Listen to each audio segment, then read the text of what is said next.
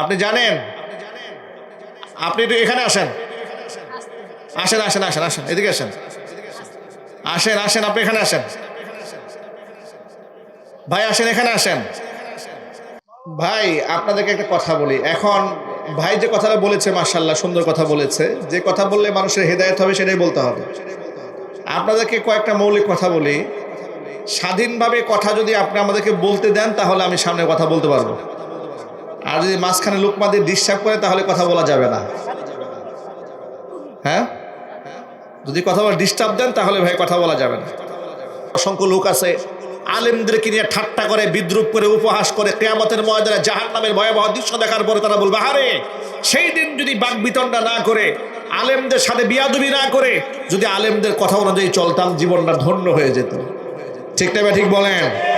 নিজের হাতের চামড়া নিজেরা কামড়ায় ছিঁড়ে ফেলবে আফসোস করে, কিন্তু ওই আফসোসে কোনো ফায়দা হবে না। ওই আফসোসে কোনো ফায়দা হবে না, কোনো ফায়দা হবে না। দাড়ি নিয়ে মস্করা করা হয়, টুপি নিয়ে মস্করা করা হয়, আমার মা বোনদের পর্দা নিয়ে মস্করা করা হয়, এমন কি নারায়ে তাকবীর আল্লাহু আকবার, আমার আল্লাহ সব চাইতে বড়, এই যে স্লোগানটা দেওয়া হয়, এই স্লোগান নিয়েও তামাশা করা হয়।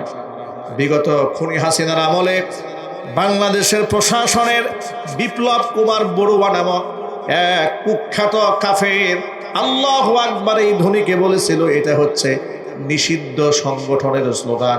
জোরে জোরে বলেন নাউজুবিল্লাহ। জুলাই আগস্ট বিপ্লব সাধিত হয়ে যাওয়ার পরেও এই আল্লাহু আকবার স্লোগানের উপরে এই দেশের কিছু লোকের বিদ্বেষ দেখা দিয়েছে। তো কি হয়েছে? জগন্নাথ বিশ্ববিদ্যালয়ে যেখানে ইসলামকে চর্চা করতে দেওয়া হতো না, ইসলামপন্থীদেরকে জঙ্গি ট্যাগ দেওয়া হতো, সেখানে ভিপি পদে ইসলামপন্থীরাই জয়লাভ করলেন। নারায়ে তাকবীর বলার কারণে যে মেয়ের হাত থেকে মাইক কেড়ে নেওয়া হয়েছিল, বিপুল ভোটে সেই মেয়েটি জয়লাভ করলেন। আল্লাহু আকবার বলেন। এর মানে হচ্ছে আগামীর বাংলাদেশে নারায়ে তাকবীরের বাংলাদেশ হবে। আগামীর বাংলাদেশের নেতৃত্ব ইসলামপন্থীদের হাতে আসবে। কথা ঠিক নেবে ঠিক। আর এছাড়া কোনো উপায়ও নাই। এই রাষ্ট্রকে সংশোধন করতে গেলে ইসলামপন্থী নেতৃত্ব ছাড়া ভাই কোনো উপায় নাই। এই যে আজকে আপনাদের এলাকায় মাহফিলে আসলাম, আমিও যদিও গুগল সার্চ দিয়ে এসেছি, তো আমি আসতে এই পেছনের রাস্তা দিয়ে এসেছি। আপনি চিন্তা করেন এই রাস্তাটা কত উন্নত, ঠিক না ভাই? মনে হচ্ছে সিঙ্গাপুরে আসলাম নাকি? আপনি মনে করেন শুধু আপনার এলাকার রাস্তা এরকম না, এই বাংলাদেশের 64 জেলার 56,000 বর্গ মাইলের মেজরিটি% রাস্তার অবস্থা এরকম। আমার প্রশ্ন হচ্ছে 54টা বছর হয়েছে দেশ স্বাধীন হয়েছে, এই দেশের মধ্যে তারা কি রেখেছে? চোর আর বাটপারেরা রাষ্ট্রের টাকাগুলো চুরি করে সব বিদেশ নিয়ে গেছে। শুধুমাত্র বিগত 16 বছরে 28 লক্ষ কোটি টাকা বাংলাদেশ থেকে পাচার হয়েছে বিদেশে। আরো অবাক করা তথ্য শোনায়, সুইস ব্যাংক, সুইজারল্যান্ড,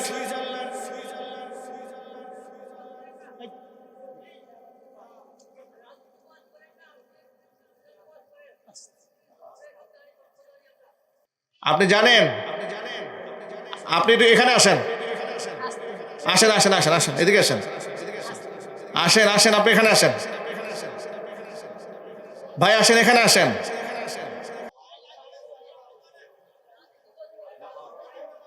না না, বিগত 16 বছরে, হ্যাঁ, না না, আজকে উনি ওয়াজ করবেন, আমরা শুনবো আজকে ইনশাআল্লাহ। আসেন ভাই, আসেন আসেন না ভাই, আসেন একটু সামনে আসেন।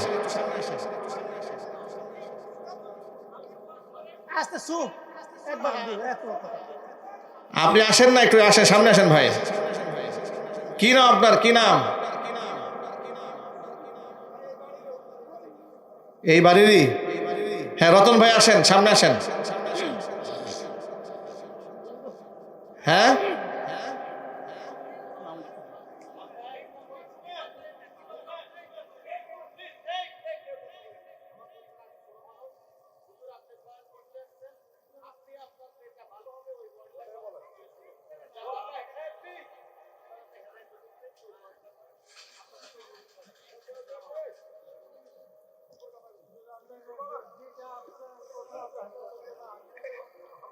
ভাই আপনাদেরকে একটা কথা বলি। এখন ভাই যে কথাটা বলেছে মাশাআল্লাহ সুন্দর কথা বলেছে, যে কথা বললে মানুষের হেদায়েত হবে সেটাই বলতে হবে। আপনাদেরকে কয়েকটা মৌলিক কথা বলি। স্বাধীনভাবে কথা যদি আপনি আমাদেরকে বলতে দেন তাহলে আমি সামনে কথা বলতে পারবো, আর যদি মাঝখানে লোকমা দিয়ে ডিস্টার্ব করে তাহলে কথা বলা যাবে না। হ্যাঁ, যদি কথা বলা ডিস্টার্ব দেন তাহলে ভাই কথা বলা যাবে না। আর যদি আপনাদের মন মতো ওয়াজ করতে হয় তাহলে আপনারা তো নিজেরাই ওয়াজ জানেন, তাহলে মাশাআল্লাহ। হ্যাঁ, আমি আপনাদেরকে যে কটা এক্সাম্পল দিতে চেয়েছিলাম সেটা হলো এই যে কোরআন সুন্নাহ অনুযায়ী যদি দেশ সমাজ রাষ্ট্র পরিচালিত না হয় তাহলে এই দেশকে আপনি ঢেলে সাজাতে পারবেন না। কথা বলে না কেন? আপনি এই সমাজকে ভালো বানাতে গেলে আল্লাহর কোরআনের ফর্মুলা ছাড়া বিকল্প কোনো রাস্তা নাই। এর বাইরে যে রাস্তা দেখাবে ওটা শয়তানের পথ। কোরআনের পথ কার পথ জুড়ে বলেন তো ভাই? এটা জোরে আওয়াজে বলেন না, কার পথ? আর কোরআনের বাহিরের পথটা কার পথ? শয়তানের পথ। আজকে এই সমাজের মধ্যে স্মাগলার আছে না নাই? খুন খারাপি আছে না নাই? ধর্ষক আছে না নাই? তো এই যে এত এত ধর্ষক বাংলাদেশে, এত এত ধর্ষণের ঘটনা ঘটে গেল, কয়টা ধর্ষকের শাস্তি এই দেশে হয়েছে আপনারা বলেন? এই যে শহীদ উসমান হাদির মতো মেধাবী তরুণরা হারিয়ে যাচ্ছে, কত কত আলেমদেরকে মিথ্যা মামলা দিয়ে ফাঁসি দিয়ে শেষ করে দেওয়া হলো। যারা এগুলা করলো কয়টার বিচার আমরা করতে পেরেছি বাংলাদেশে? আচ্ছা, এই পর্ব বাদ দিয়ে দিলাম, আমরা রাষ্ট্রটাকে সুন্দর মতো গঠন করতে পেরেছি। ঢাকা থেকে আপনাদের এই ফরিদগঞ্জে আসতে কত কিলোমিটার রাস্তা?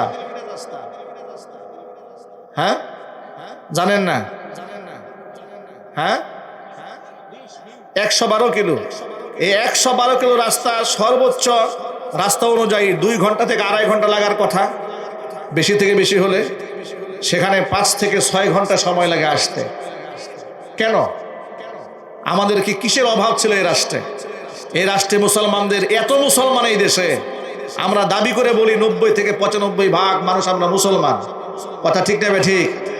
আমাদের চরিত্র আমরা গঠন করতে পারি না ইসলাম দিয়ে। যে যেখানে বসে সেখানে বসেই চুরি করা শুরু করে, যার কারণে রাষ্ট্র আমরা গড়তে পারি নাই। আমি আমার সকল যুবক ভাই যারা এখানে এসেছেন, সকল যুবক ভাই এবং বন্ধুগণ, পর্দার অন্তলে মা এবং বোনেরা, সকলের প্রতি আহ্বান থাকবে, প্রত্যেকটা মুসলমানের কলেজার মধ্যে চিন্তা চেতনা একটাই থাকবে, এই বাংলার জমিনে আমরা ব্যক্তি জীবনে, পারিবারিক জীবনের, সামাজিক অঙ্গনে সকল ক্ষেত্রে আমার আল্লাহ যে বিধিবিধান দিয়েছেন সেটা আমরা মানতে চাই। আল্লাহ যেন তৌফিক দেন, জোরে কর আমিন। এই রাষ্ট্র থেকে যদি আমরা মাদককে নিষিদ্ধ করতে চাই তাহলে রাষ্ট্রের মধ্যে যারা দায়িত্বশীল মাদকের বিরুদ্ধে তাদেরই কথা বলতে হবে। কারণ বাংলাদেশের মতো একটা মুসলমানদের দেশে মাদকের লাইসেন্স দেওয়া হয়েছে। এই বাংলাদেশে 21 বছর বয়স যদি কোনো যুবকের হয়, যুবতীর হয়ে যায়, সরকারের কাছে লাইসেন্স চাইলে বিবেচনা করে আপনাকে মদ খাওয়ার লাইসেন্স দিতে পারে, এ আইন বাংলাদেশে আছে। এমনকি মাত্র 12 বছর বয়সে একটা মেয়ে যদি পতিতাবৃত্তি করতে চায়, সে যদি পতিতা হতে চায়, 12 বছর বয়সে তাকে লাইসেন্স দেওয়া হয়। জোরে জোরে নাউজুবিল্লাহ। এটা আপনি ওয়াজ দিয়ে কি করে ভালো করবেন এই সমাজ বলেন তো ভাই? এই জন্য ইমানদার নেতৃত্ব যারা আসবে সমাজে, মুসলমান, তারা যদি দাঁড়িয়ে বলে যে না, মদ আল্লাহ হারাম করেছেন, আমি লাইসেন্স দেওয়ার কে? ঠিক না ঠিক জুড়ে বলেন? মদ হারাম করেছেন কে? নাকি হুজুররা মিলে হারাম করছেন? কোরআন মাজিদ আল্লাহ রাব্বুল আমিন বলে দিয়েছেন, ইয়া আইয়ুহাল্লাযীনা আমানু ইন্নামাল খামরু ওয়াল মাইসিরু ওয়াল আনসাবু ওয়াল আজলামু রিজসুম মিন আমালিশ শাইতান ফাজতানিবুহু লাআল্লাকুম তুফলিহুন।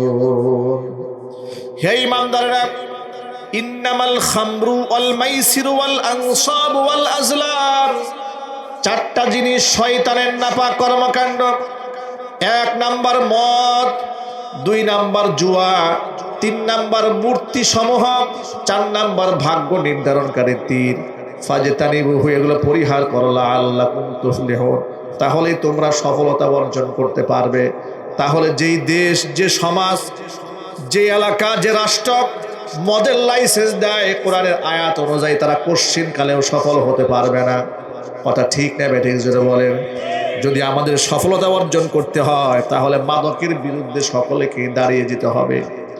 সফলতা যদি অর্জন করতে হয় জুয়ার বিরুদ্ধে দাঁড়িয়ে যেতে হবে। সফলতা যদি অর্জন করতে হয় মূর্তির বিরুদ্ধে দাঁড়িয়ে যেতে হবে।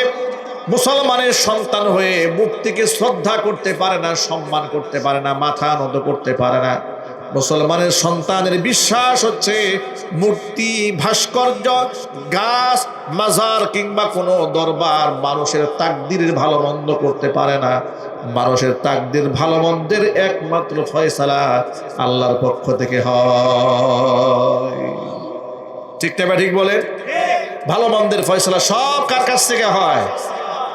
এখন মহান আল্লাহ পাক যখন এই আয়াতটা নাজিল করলেন, মদিনাতুল মুনাওয়ারাতে সাহাবায়ে কেরাম মদ ঢেলে দিলেন, মদের মটকাগুলো ভেঙে ফেললেন। এই পরিমাণ মদ অলিতে গলিতে ছেড়ে দেওয়া হলো যে অলিগুলি একবার প্লাবিত হয়ে গেল মদে। সাহাবায়ে কেরাম রাদিয়াল্লাহু তাআলা আনহুম আজমাইনকে নবী করিম সাল্লাল্লাহু আলাইহি ওয়াসাল্লামের শেষ জামানার ভয়াবহ কথা উল্লেখ করে বলেন যে আমার উম্মতের কিছু লোকেরা শেষ জামানায় মদ পান করবে। সাহাবায়ে কেরাম প্রশ্ন করলেন, ইয়া রাসূলুল্লাহ, তারা মুসলমানরা মদ পান করবে যে মদ আল্লাহ হারাম করে দিয়েছেন? হুজুর বললেন, শুধু মদ তারা পান করবে না, তারা মদের নাম পরিবর্তন করে বৈধ বানায়া পান করার চেষ্টা করবে। নাউজুবিল্লাহি মিন যালিক। আজকে দেখুন তাই হয়েছে। মদের বিভিন্ন নাম হয়েছে। মদের নাম দিয়েছে বিয়ার, নাম দিয়েছে হুস্কি, এই নাম দিয়ে দিয়ে মদ্যপান করছে। মুসলিম বড়লোকদের বিয়ের অনুষ্ঠানে মদকে সামাজিক স্ট্যাটাস হিসেবে এটাকে পান করা হচ্ছে। এটা জোরে বলতে হবে নাউজুবিল্লাহ। এখন আপনাদেরকে আমি প্রশ্ন করি, এই মাদকের পক্ষে কি কোনো মুসলমান হা বলতে পারে? একটু জোরে বলেন। মাদককে যদি কেউ হা বলে ওর ইমান থাকবে? ইমান থাকবে? কয়েক বছর আগে নারায়ণগঞ্জের এক মাহফিলে দাওয়াত দেওয়া হলো। তো প্রধান বক্তার বক্তব্য দেওয়ার প্রারম্ভে প্রধান অতিথি ভাষণ দিলেন, মাদকের বিরুদ্ধে এক জাজালু বয়ান দিলেন। এত সুন্দর বয়ান দিলেন যা আমি খুব খুশি হয়েছি। আমি তার জন্য দোয়া করলাম যে আল্লাহ পাক যেন এই ধরনের নেতা ঘরে ঘরে দান করেন। পরিবারের জন্য দোয়া করলাম। বয়ান যখন শেষ, সেই স্টেজ থেকে আমি যখন নেমে যাচ্ছি, মাহফিল কর্তৃপক্ষ একজন আমাকে কানে কানে বলে, হুজুর, যার জন্য এত দোয়া করলেন, এত খুশি হলেন, ওনাকে চেনেন নাকি? আমি বললাম, না, আমি ওনাকে কি করে চিনবো? আমার বাড়ি গাজীপুরে, ওনার বাড়ি নারায়ণগঞ্জে। তখন তিনি বললেন, ইনিই হচ্ছেন আমাদের গোটা এই এলাকার মাদকের ডিলার। আমি বললাম, এ কথার মানেটা কি? বলে, হ্যাঁ হুজুর, এটাই সঠিক, উনি মাদক, এই সমস্ত আন্ডারওয়ার্ল্ড পরিচালনা উনিই করেন। আমি বললাম, তাহলে এই ধরনের মানুষ মাহফিলের প্রধান অতিথি বানালেন কেন? তারা উত্তর দিয়ে বলে, হুজুর, উনাকে প্রধান অতিথি না বানালে ওয়াজ করতে দেবে না। বিশাল প্রভাবশালী লোক এই সমাজের মধ্যে এরকমও আছে যে তার আলেমের নামের উপরে তার নাম দিতে হবে, তা না হলে ওয়াজ করতে দেবে না। এই ফিতনা বাংলাদেশে আছে না নাই? আরো যদি বলেন আছে না নাই? এখন এই সমাজের নেতারা যদি নিজেরা মাদকের সাথে জড়িয়ে পড়ে, সরিষা দিয়ে আপনি ভূত তাড়াবার চেষ্টা করেছেন, সরিষা দাঁড়ার মধ্যে যদি ভূত ঢোকে তাহলে কি ভূত তাড়ানো যাবে? যা নেতৃত্ব যাদের হাতে থাকবে তাদের দায়িত্ব হচ্ছে এই সমাজকে একটা সুষ্ঠু সমাজ বিনির্মাণ করা, সুদমুক্ত, ঘুষমুক্ত, জেনা ব্যভিচার মুক্ত, দুর্নীতি মুক্ত, মাদক মুক্ত এই সমাজ গড়ার দায়িত্ব নেতৃবৃন্দের। ঠিক না ঠিক? মুসলিম নেতাদের দায়িত্বটা কি লক্ষ্য করেন? ওমর ইবনুল খাত্তাব রাদিয়াল্লাহু তাআলা আনহু আমিরুল মুমিনিন, খলিফাতুল মুসলিমিন, অর্ধ জাহানের শাসক হয়ে গেলেন। এত বড় লম্বা এরিয়াটা, ইরাকের ফুরাত নদীর তীর পর্যন্ত হযরত ওমরের শাসন ব্যবস্থা আল্লাহ পাক কায়েম করে দিয়েছেন। জোরে কোন সুবহানাল্লাহ। এদিকে ফিলিস্তিনে মসজিদে আকসার চাবি হযরত ওমরের হাতে। আল্লাহু আকবার বলেন। রোম এবং পারস্য তার ভয়ে সন্ত্রস্ত। মসজিদে আকসার চাবি হযরত ওমরের হাতে চলে এসেছে। এত বৃহৎ একটা এলাকার খলিফা হযরত ওমর, এমন একজন খলিফা, মুসলমানদের রাষ্ট্রনায়ক, মসজিদে নববীতে জুমার খুতবা দেওয়ার জন্য দাঁড়িয়েছেন। দাঁড়ানোর পরে খুতবা দেওয়ার মাত্র শুরু করেছেন, এমন সময় পেছন খুতবার সময় তো কথা বলা জায়েজ নাই। খুতবার সময় কথা বলা যায়, আওয়াজ দেওয়া যায়। এমনকি কেউ যদি বলে এই মেয়ে চুপ থাকো, এটাও অন্যায়। মানে আপনি চুপ থাকাও বলতে পারবেন না, এত নিরিবিলি আপনাকে খুতবা শুনতে হবে, এটা ওয়াজিব। খুতবা শোনাটা কি ওয়াজিব। সাহাবীদের মধ্য থেকে মাঝখানে একজন দাঁড়িয়ে বলেন, হযরত ওমর খলিফাতুল মুসলিমিন, আপনার বক্তব্য বন্ধ করেন।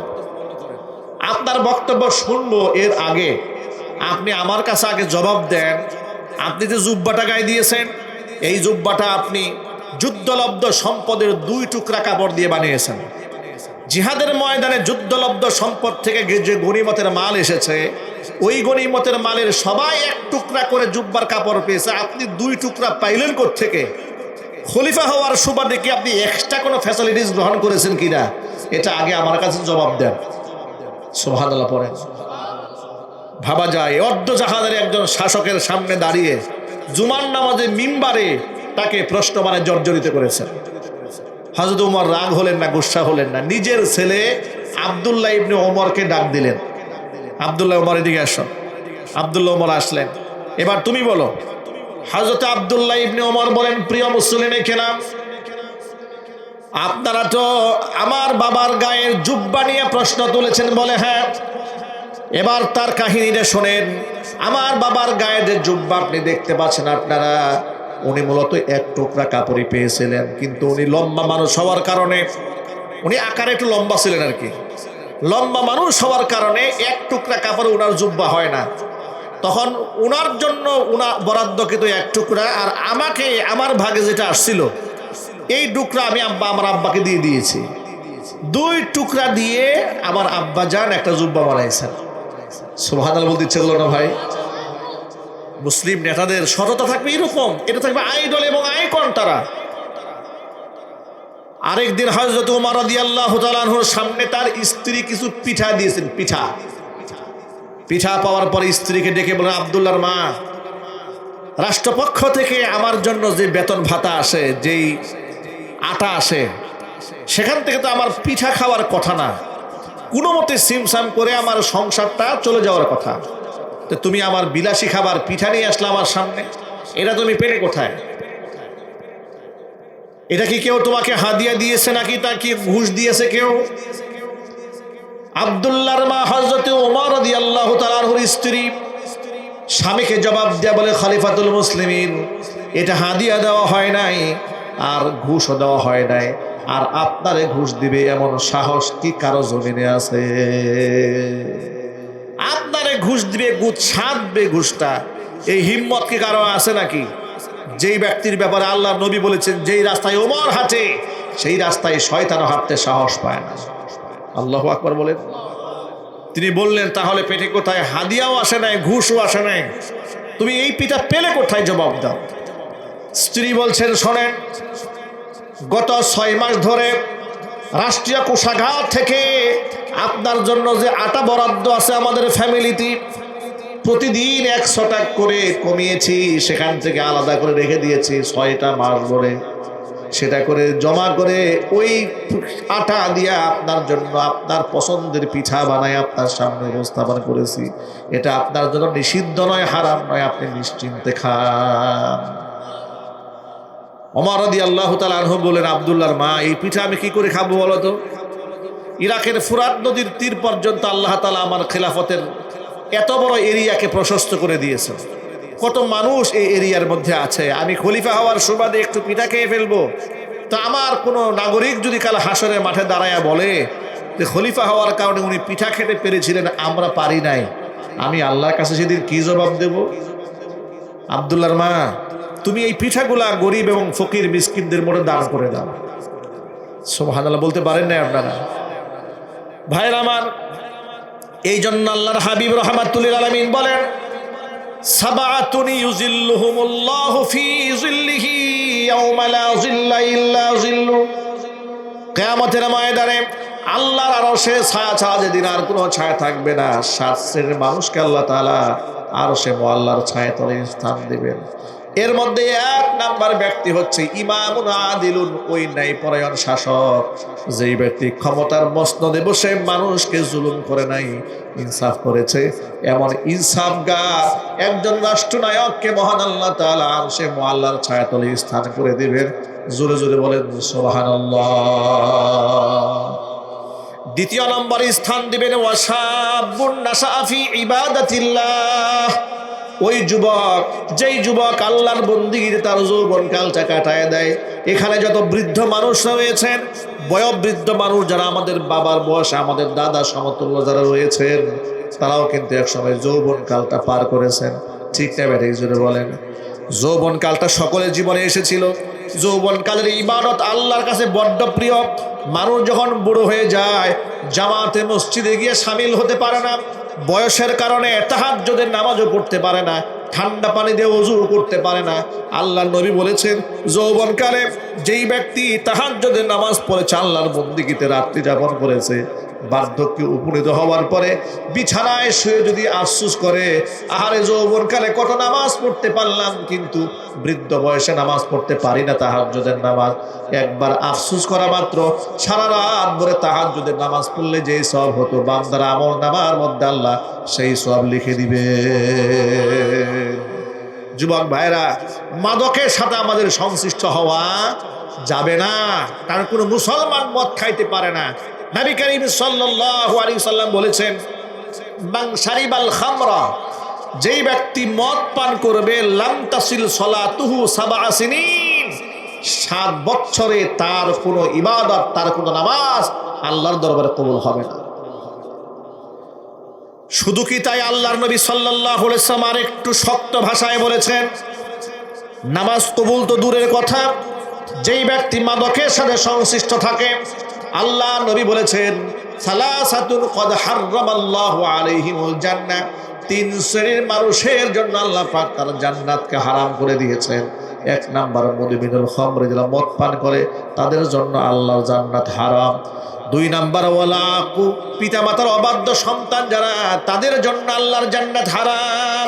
3 নাম্বার ওয়াদাইয়ুসুল্লাযী ইউকিররু ফি আহলিহিল খাবাস, ওই দাইয়ুস পুরুষ, যে পুরুষ তার অধীনস্থ নারীদেরকে বেপরদায় চালায়, ওই সমস্ত পুরুষের জন্য আল্লাহর জান্নাত আল্লাহ হারাম করে দিয়েছেন। জোরে জোরে বলেন নাউযুবিল্লাহ। আমি প্রশ্ন রাখতে চাই, আমরা কি জাহান্নামী হতে চাই? জোরে বলেন। আমরা কি জাহান্নামের আগুনে পড়তে চাই? আমরা জান্নাতে যেতে চাই। কারা কারা জান্নাতে যেতে হাত দেখতে চায়? আমি তো জানি না পাবো কি পাবো না, আল্লাহ তোমার দিয়া সেরা জান্নাত। আমি তো জানি না পাবো কি পাবো না, আল্লাহ তোমার দিয়া সেরা জান্নাত। আমি শুধু জানি নরকের অগ্নি সইতে পারবো না কোনো দিন রাত। আমি তো জানি না পাবো কি পাবো না, আল্লাহ তোমার দেয়া সেরা জান্নাত। আল্লাহ পাক যেন আমাদের সকলের জন্য জান্নাতুল ফেরদাউস নসিব করে দেন।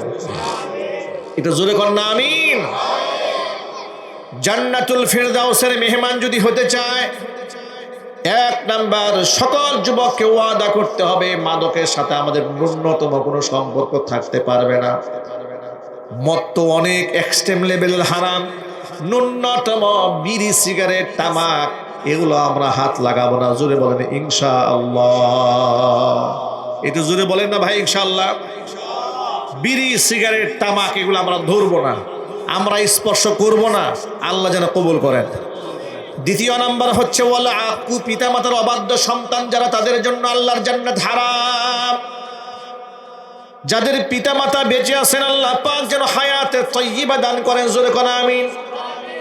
যাদের পিতামাতা দুনিয়া থেকে চলে গেছেন, মহান আল্লাহ পাক যেন জান্নাতুল ফেরদাউসের মেহমান বানায় দেন। জোরে বলেন আমিন। ভাইরা আমার, বাবা মা যাদের বেঁচে আছেন, জান্নাতে যাওয়ার সিঁড়ি মনে করেন, নবী করিম সাল্লাল্লাহু আলাইহি সাল্লামকে প্রশ্ন করা হয়েছিল, কিলা মান আবাররু ইয়া রাসূলুল্লাহ, আল্লাহর নবী সবচেয়ে ভালো আচরণ কার সাথে করব? হুজুর বললেন উম্মাকা, তোমার মায়ের সাথে। জিজ্ঞেস করলেন সুম্মা মান, তারপরে কার সাথে? হুজুর বললেন উম্মাকা, তারপরেও তোমার মায়ের সাথে। তৃতীয়বার জিজ্ঞেস করলেন তারপরে কার সাথে? হুজুর বললেন তারপরেও তোমার মায়ের সাথে। চতুর্থবারে প্রশ্ন করা হলো তারপরে কার সাথে? নবীজি বললেন তোমার বাবার সাথে। আল্লাহর নবী সাল্লাল্লাহু আলাইহি ওয়াসাল্লাম মায়ের মর্যাদা বাবার উপরে 3 গুণ বাড়িয়ে দিয়েছে। মা এবং বাবারা হচ্ছে এই দুনিয়াতে সর্বোচ্চ মর্যাদার পাত্র। এমনকি দুনিয়াতে যত আলেম আছে, পীর আছে, বুজুর্গ আছে, সমস্ত পীর মাসায় এক পাল্লায় দিলেও আপনি সন্তান হিসেবে মর্যাদাগত দিক থেকে, অধিকারের দিক থেকে আপনার বাবা মার সমতুল্য কোনোদিন তারা হতে পারবে না।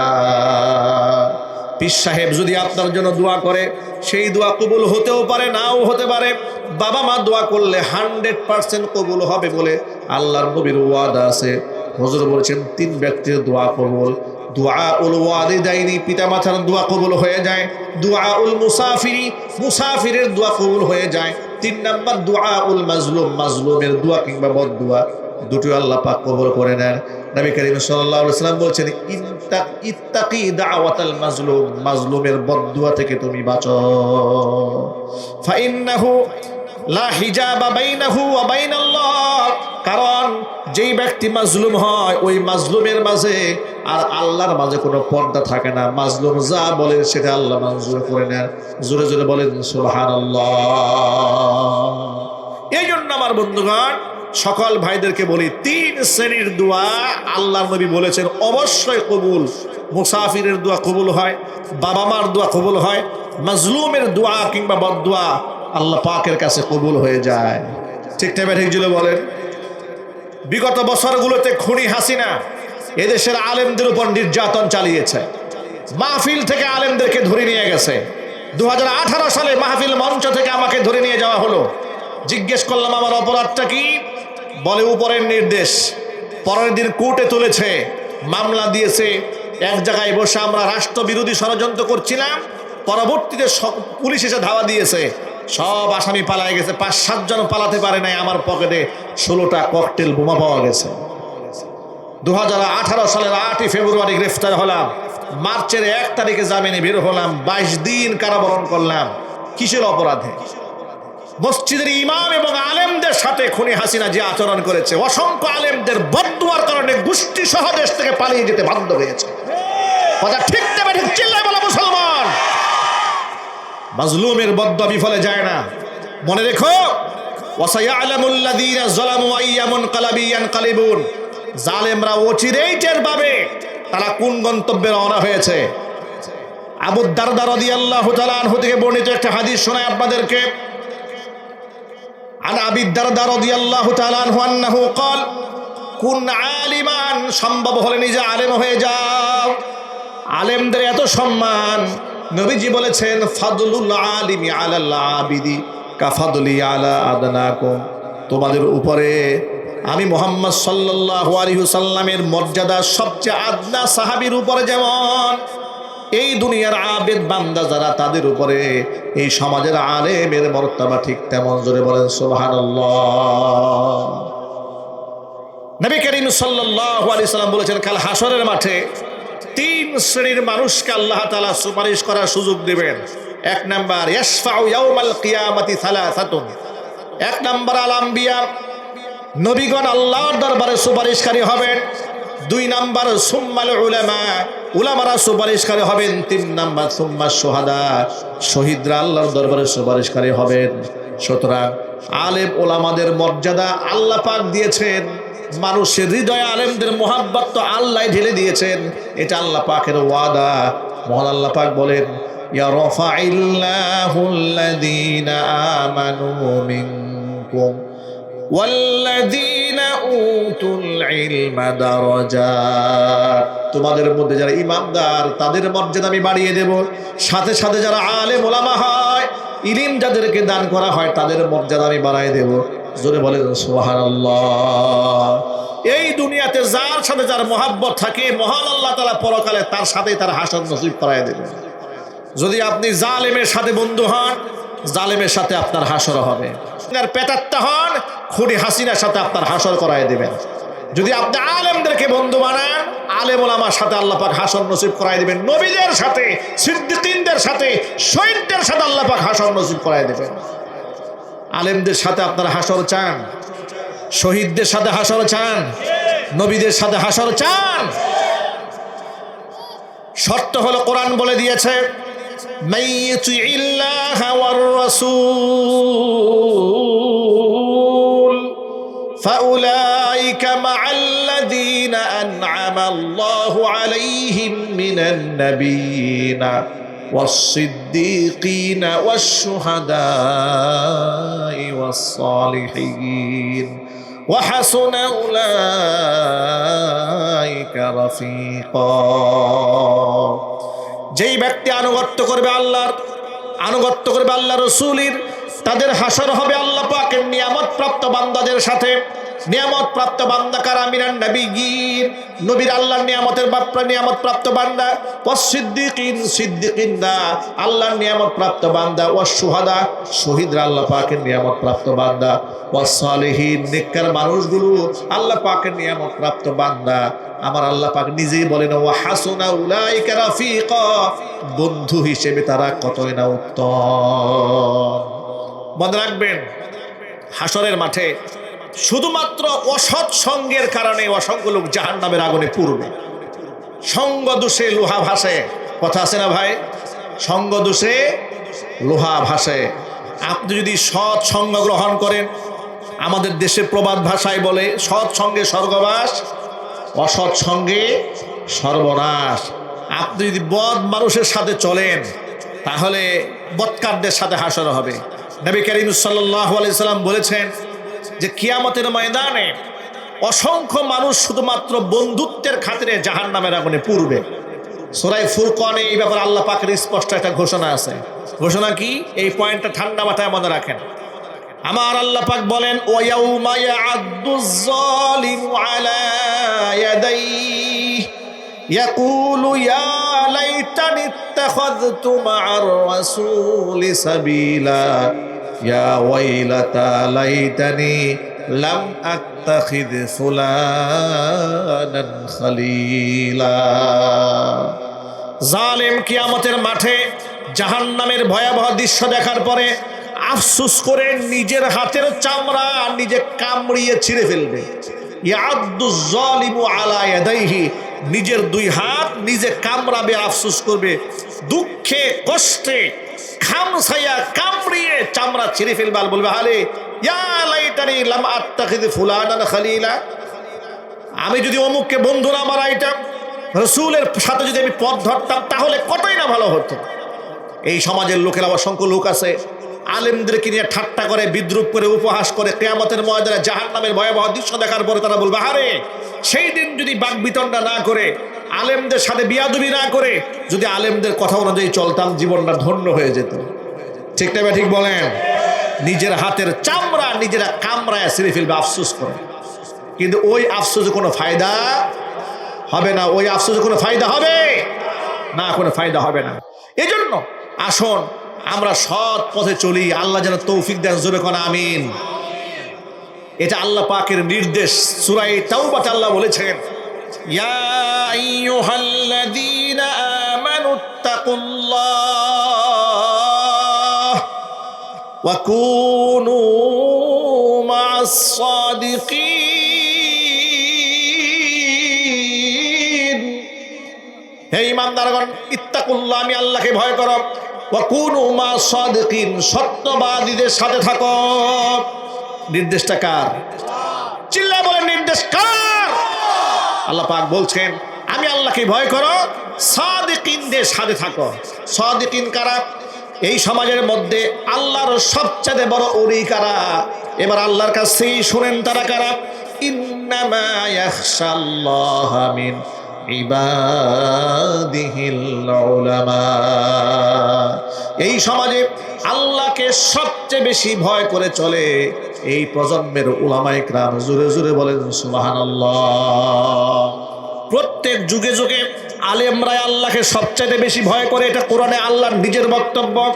আলেমদের চাইতে বড় আল্লাহর ওলি আসমানের নিচে জমিনের উপরে আর নাই। কারণ উলামারা হচ্ছেন নবীগণের ওয়ারিস। উলামারা কাদের ওয়ারিস? ইন্নামাল উলামা ওয়ারাসাতুল আম্বিয়া, উলামারা নবীগণের ওয়ারিস। ওয়া ইন্নাল আম্বিয়া লাম ইউরিসু দিনারা ওয়ালা দিরহামা বাল ওয়ারাসুল ইলমা।